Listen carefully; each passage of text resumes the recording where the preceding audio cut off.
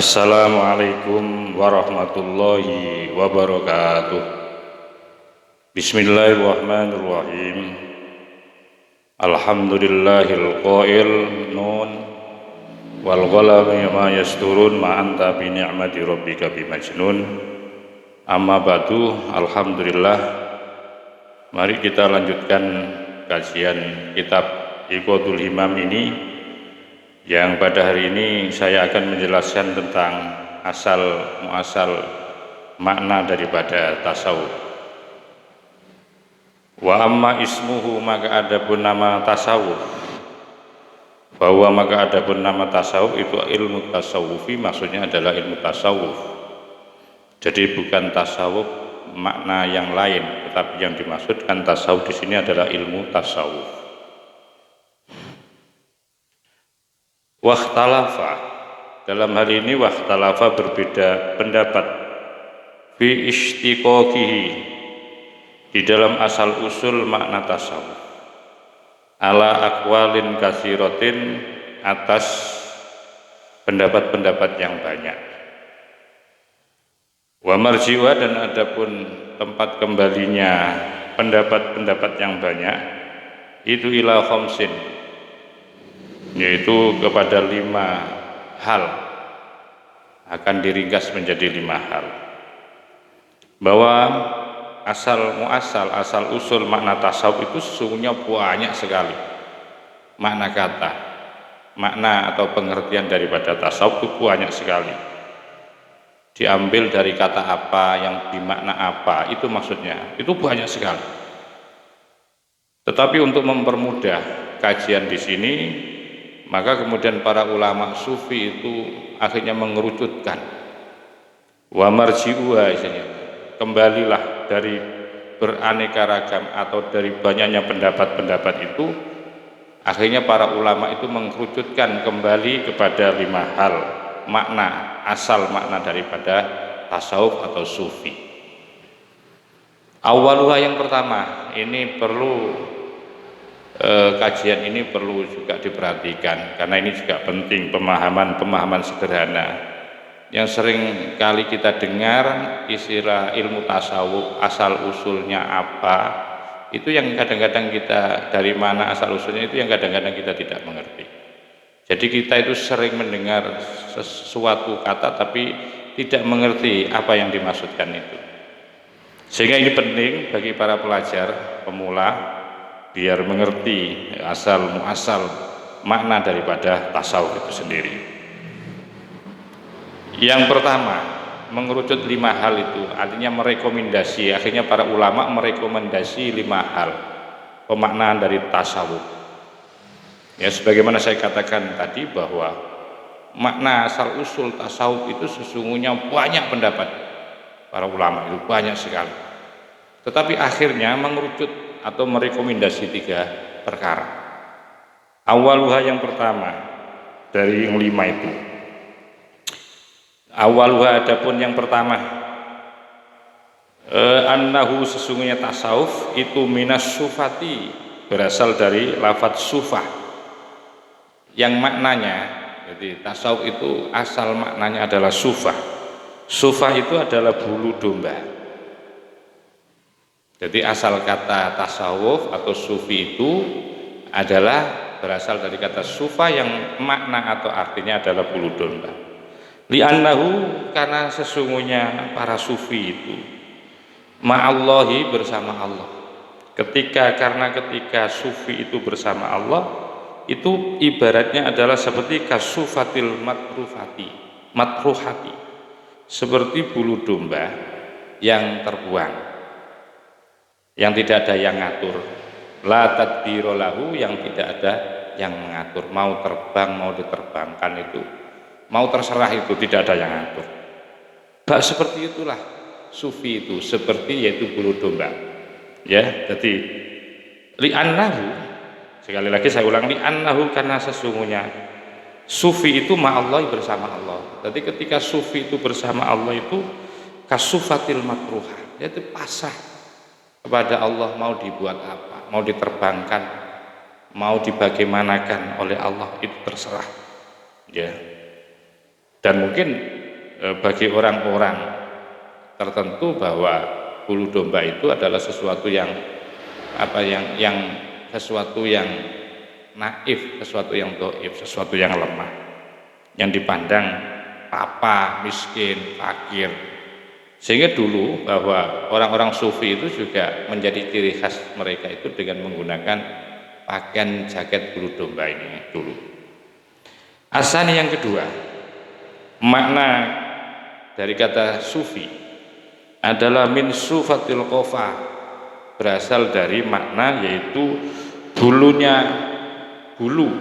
ya, bulu halus daripada ini di belakang ya, jadi kepala di belakang dicitok istilahnya ya, kalau orang Jawa bilang citok. Jadi bulu halus yang ada di citok, bulu halus yang ada di citok.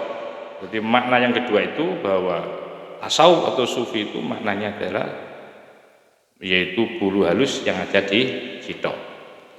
Kenapa lilayiniha? Karena halusnya ya, fasufi, maka kemudian dinamakan sufi.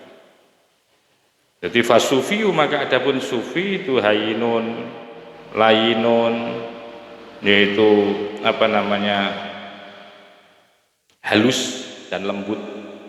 Hayinun ya, halus, layinun dan lembut, sehingga disenamakan itu adalah sufi. Fasufi, maka kemudian dinamakan sufi karena apa? Karena halus, hayinun, layinun. Kahia, ya kayak itu. Kayak apa? Kayak bulu citok. Misalnya kalau orang Jawa itu bulu yang ada di citok. Itulah tasawuf, makna kata dari itu. Asalisu adapun yang ketiga, itu innahu, sesungguhnya makna tasawuf atau sufi itu minas sifati, berasal dari kata sifat. Jumlatuhu, karena secara global makna tasawuf itu adalah di situ ada ittisofu bil mahamidi, itu bersifat atau mensifati dengan sifat yang terpuji. Jadi ini tasawuf di sini diartikan atau diambil kata makna dari sifat. Secara global bahwa sifat itu yang dimaksudkan adalah ittisofu bil mahamidi, yaitu sifat-sifat yang terpuji. Wa tarkul ausofil madmumati, dan menjauhkan sifat-sifat yang tercela. Arabiu, adapun yang keempat, makna asal kata tasawuf itu bahwa innahu, sesungguhnya makna kata tasawuf itu minas sofa, yaitu dari sesuatu yang jernih, yang bening, katanya orang Jawa. Wasuhika, dan dibenarkan hadzal qaulu, ucapan ini, ucapan bahwa makna daripada tasawuf itu artinya jernih, itu kalimat atau kata ini dibenarkan ya. Wasuhika, dan dibenarkan hadzal qaul, sehingga hatta qala, sehingga berkata siapa Abul Fatah Al-Basti, seorang ulama sufi yang bernama Abul Fatah Al-Basti rahimahullah ta'ala, fi sufi, dalam mendefinisikan atau memaknai makna sufi itu. Tukhalifun nas, di dalam satu ungkapan beliau, tukhalifun nas, berbeda pendapat. Siapa an-nas, orang, fi sufi, ketika mengartikan makna sufi. Wahtalafu, dan mereka berselisih, katanya.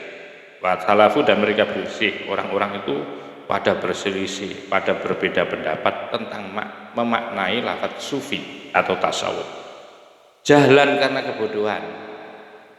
Wadhannu, dan mereka menduga, orang-orang itu menduga annahu, sesungguhnya tasawuf itu mustakun, derividasi dari, jadi mustakun itu berasal minas sufi, dari makna yaitu wal.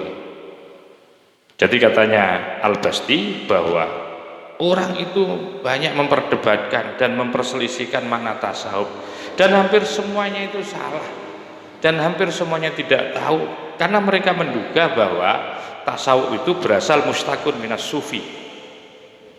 Walastu, dan saya tidak amnahu memberikan hadal isma, makna tasawuf ini.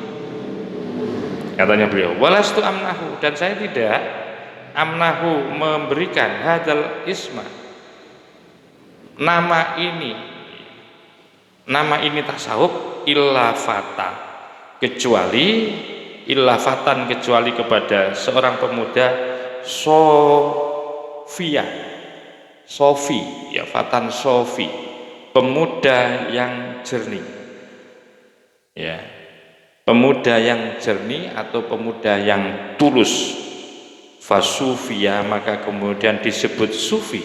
Fasufia, maka dijernihkanlah. Fasufia, maka menjadi sufi, seorang yang jernih, ya, seorang yang jernih, seorang yang tulus.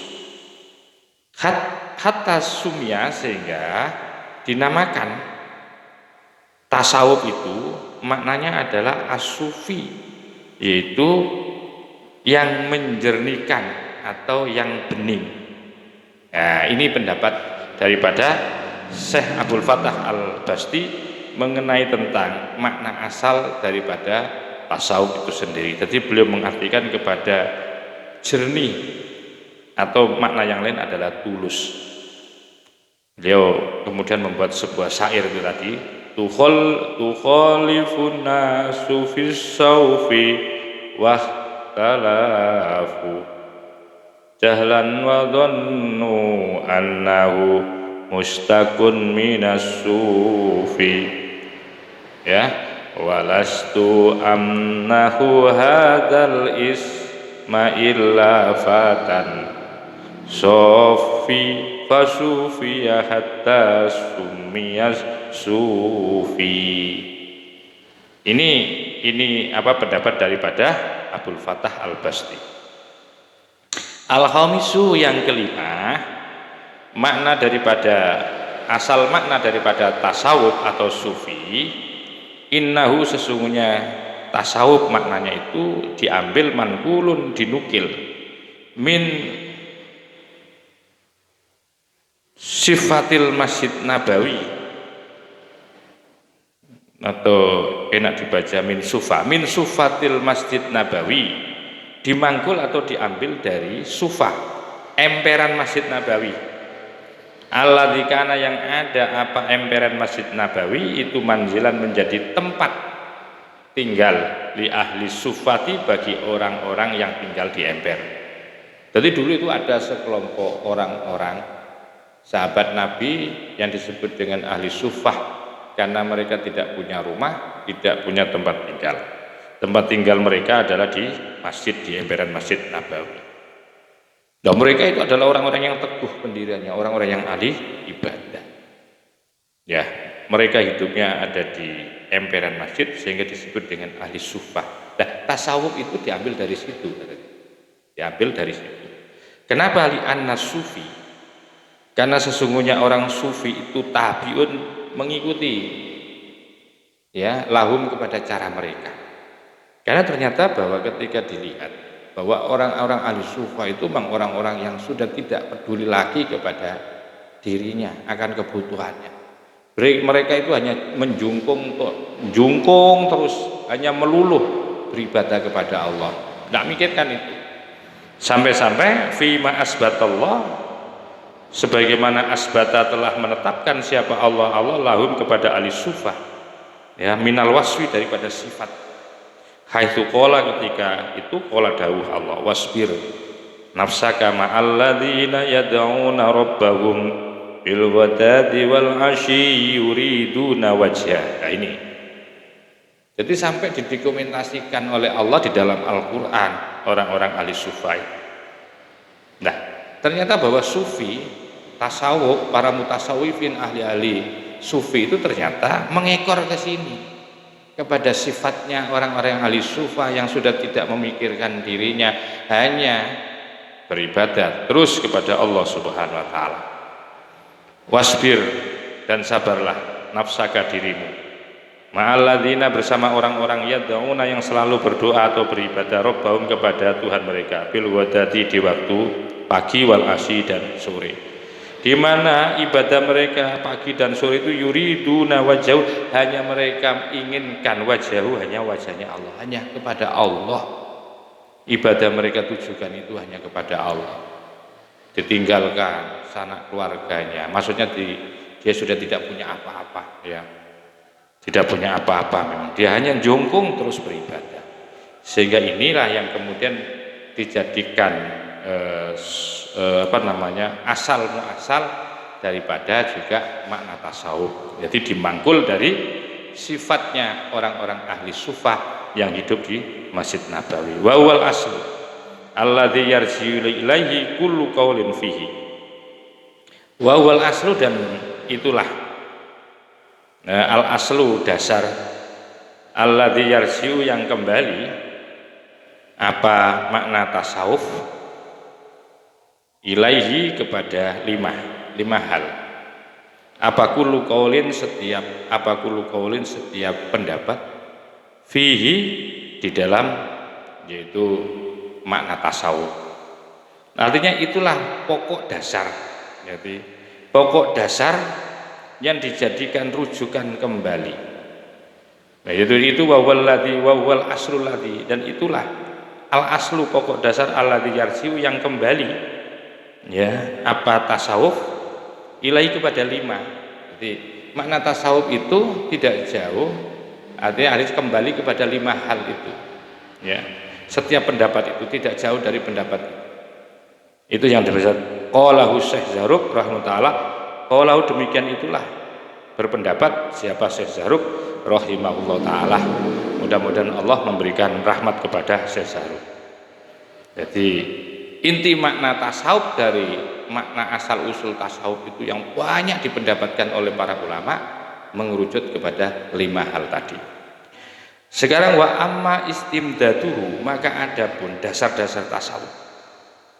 Tentu bahwa tasawuf itu juga kalau kita runut itu juga bagian daripada ajaran Islam. Sekalipun ada sebagian orang yang tidak suka kepada tasawuf, sampai menzindik-zindikan, dianggap bahwa tasawuf itu ajaran yang keluar dari ajaran Islam, bahwa tasawuf itu adalah satu ibadah klenik. Itu banyak kelompok-kelompok tertentu itu memberikan penilaian kepada tasawuf, dianggap tasawuf itu tidak bersumber dari agama, tidak bersumber dari Al-Quran. Maka itu biar Anda tahu dan jelas, di dalam kitab Iqadul Imam ini telah dijelaskan. Wa amma istimdaduhu, maka adapun istimdad, dasar-dasarnya tasawuf, bahwa maka adapun dasar tasawuf itu mustamidun, berdasarkan minal kitabi was sunnati wa ilhamatis sholihina wa futuhatil arifina. Jadi tasawuf itu bersumber, ilmu tasawuf itu bersumber berdasar dari kitab Al-Quran, ya, wasunnati dan sunnah. Karena isinya tasawuf kan kita sudah tahu. Di situ mengajarkan tentang ikhlas, tentang tawakal, tentang qanaah. Dan itu hampir semua ada di dalam Al-Quran dan ada di dalam hadis.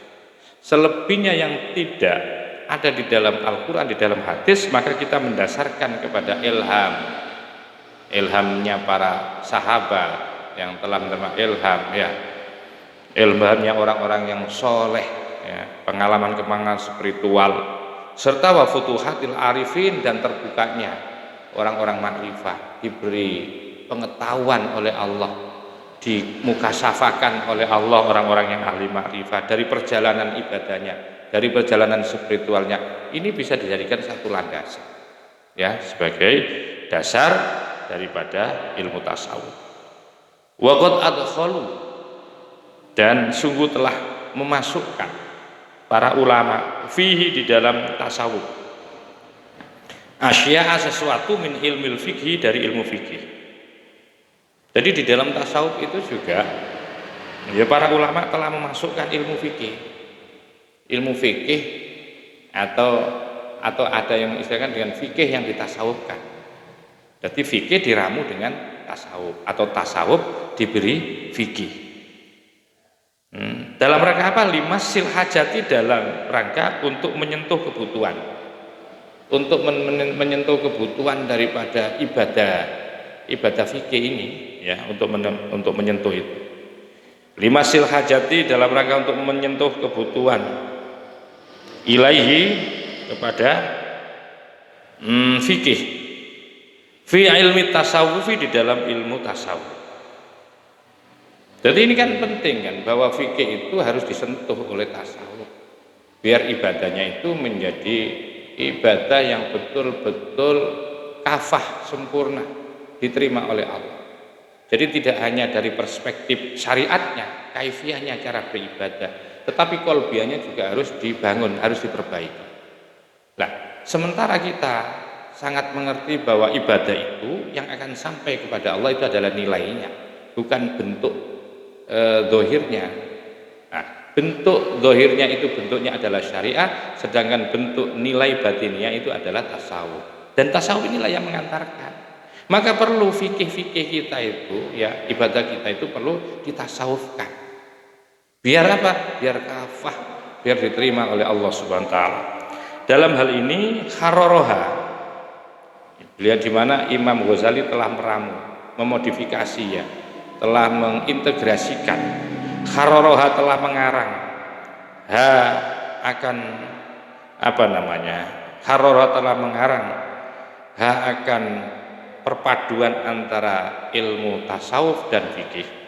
Fil Ihya, di dalam kitab Ihya. Fi arba'ati kutubin, ada di dalam 4 kitab, 4 pembahasan. Pertama adalah kitabil ibadati, pembahasan tentang ibadah. Wa kitabil adati, yang kedua adalah kitab yang menjelaskan tentang kebiasaan-kebiasaan. Wa kitabil muhlikati, dan kitab yang menjelaskan tentang hal-hal yang merusak di dalam ibadah. Wa kitabil munjiati, dan kitab yang menjelaskan tentang hal-hal yang menyelamatkan daripada ibadah kita. Wa huwa, dan adapun tasawuf, fi, di dalam fikih itu kamalun, sempurna, ya. Jadi kamalun, sempurna, la syarta, tidak ada syaratnya, illa ma, kecuali, la budda, wajib, minhu, dari ma, fi babil ibadati, di dalam bab menerangkan masalah ibadah. Jadi ini memang luar biasa Imam Ghazali, mampu meramukan, memadukan 2 versi ilmu yang berbeda tapi saling membutuhkan, yaitu tasawuf dan fikih. Di sini diramu oleh Imam Ghazali. Dan lebih-lebih bahwa ibadah, namanya ibadah sholat, memang itu syariat, berdiri, ruku, sujud, itu syariat, ibadah dohir. Tetapi ibadah dohir itu nanti kalau tidak disentuh dengan ibadah batin, maka tidak akan pernah sampai, hanya ibadahnya dohir.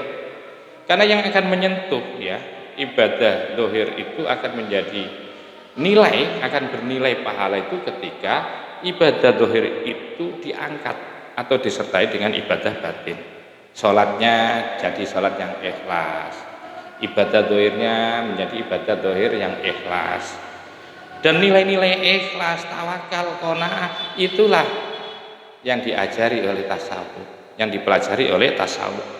Dan ini menjadi muqdham, menjadi satu prinsip dasar yang sangat luar biasa, ya, pengetahuan batiniah itu. Dan ini nanti yang akan menentukan diterima dan tidaknya di sisi Allah Subhanahu wa taala. Wallahu taala alam, dan Allah yang Maha mengetahui. Mudah-mudahan sedikit ini akan memberikan satu manfaat terhadap kita dan menjadi ilmu yang barokah. Dan insyaallah nanti akan saya jelaskan tentang hukum mempelajari tasawuf di episode selanjutnya. Wa akhiran, wallahul muwaffiq ila aqwamit thoriq. Wassalamualaikum warahmatullahi wabarakatuh.